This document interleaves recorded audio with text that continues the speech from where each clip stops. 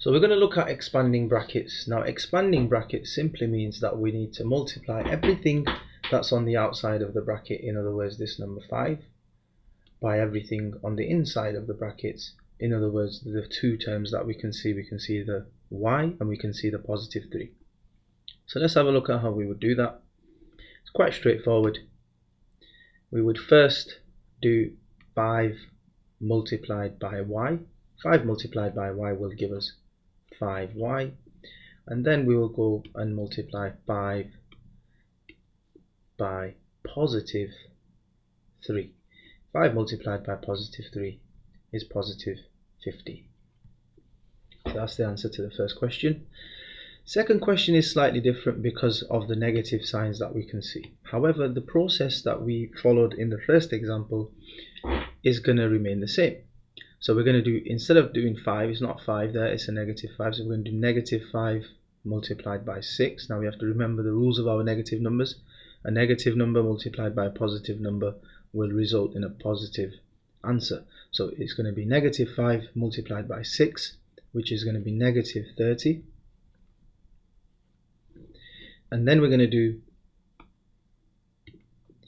negative 5 multiplied by negative c, and this you have to be very careful here because that's two negatives being multiplied by each other, which means the result is going to be positive 5c. Now we can leave our answer like that, that's absolutely correct. However, in maths sometimes it is better if we have a positive number to write the positive number at the beginning, because we don't want the negative number to start our sort of solution. So we would write 5c take away 30. So either one of those is correct, but just sort of grammar for maths, if you like, 5c take away 30 would be a better way to write the answer. However, if you did put that in an exam, it would be absolutely correct. There's nothing wrong in writing that. Excuse me. Let's look at the third example. So we have 11 multiplied by 2k. So we have to be careful here. We have to remember that this 2 is not 2 alone, it's 2k. So 11 multiplied by 2k will give us 22k.